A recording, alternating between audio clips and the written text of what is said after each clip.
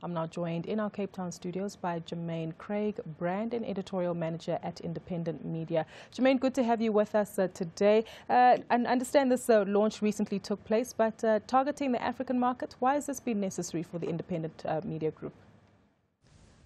Thanks a lot for having me, Gugu.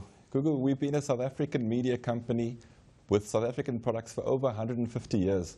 For us, very excited today to venture out into the rest of the African continent with a product that we're very happy to announce. Gugu, I just want to show you the African Independent. First copy in my hands today, hot off the presses, and available now in 15 African countries. You know, we've worked closely with SAA on the distribution network, and we're available in a number of countries: Botswana, Angola, Ethiopia, Ghana, Kenya, Tanzania, Nigeria, a number of countries. So Gugu, for us, why the African continent?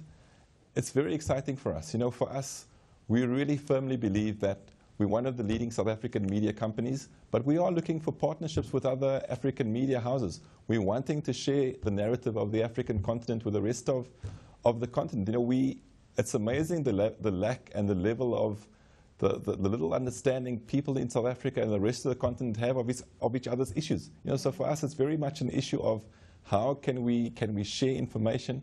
How can we spread the continental message? We're not looking at sunshine journalism, but there's so many commonalities. You know, the African story, there's a lot of challenges, of course, but it's a great positive growth story. You know, for us as a media company, we're very proud to have gone out with this product today.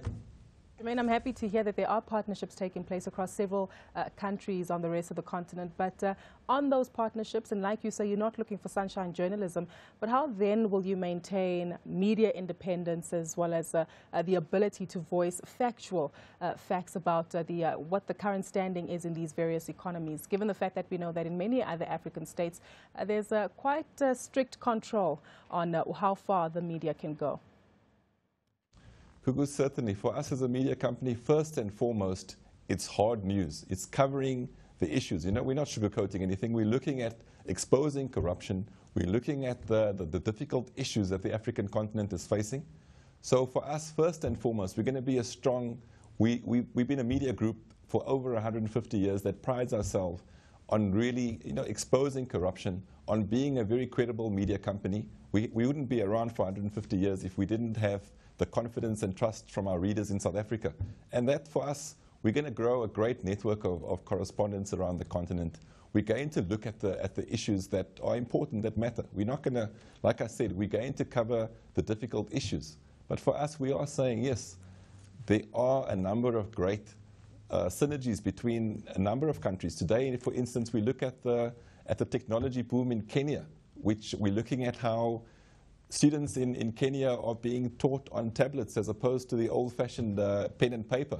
For us, there's similarities in what our Gauteng province, the MEC of Education in Gauteng, Panyaza Lesufi, is rolling out a project where he's providing tablets in Gauteng to over 200,000 pupils in Gauteng. So we're looking, how can we take the lessons that have been learnt in Kenya? How can we apply those, and how can we share the information? So those are the kind of things. There's a number of great commonalities. Those are stories that impact on Africans across the board. The great tech boom, Nigeria's thriving film industry, for instance. There's a number of great stories we feel are of interest to all South Africans and Africans, and that's the kind of stuff that we're wanting to ensure there is better knowledge of in South Africa and the rest of the continent. Jermaine, on the issue of technology, it's interesting because at the launch, the chairman of your company, Iqbal Server, mentioned that digital first and print best is clearly the important strategy that you're implementing there. How are you managing to breach that divide, given the fact that digital is the easiest way to reach the majority of people on the African continent, but still maintaining print? And how will this be profitable at the end of the day? Gugu, we're a legacy print publication. We still feel that there's a good future for the print industry. But of course, we have to prepare for a digital future as well in this game. There's wonderful print products across the rest of the continent. For us, the print edition coming out every Friday will be wonderful, good quality content. But AfricanIndie.com will be the website on which we break stories with immediacy. You know, we of course know that we're wanting to appeal to a younger audience. We're wanting to make our content available online. So for us, it's a very simple matter of ensuring that the best quality, lean back read will be in your print publication every Friday. Great stories, great content, great features, And every day we want to continue that engagement with people. I mean, you know, the first thing you wake up, you're going to check your mobile for your news. You're going to check your tablets, you know. So we understand that we're going to have a 24/7 digital newsroom on that africanindie.com website. And we're, of course, going to, every Friday, produce a great quality print edition. Jermaine, we certainly look forward to getting up to speed with what your publication has to offer. Thank you so much for your time. That was Jermaine Craig, Brand and Editorial Manager at Independent Media.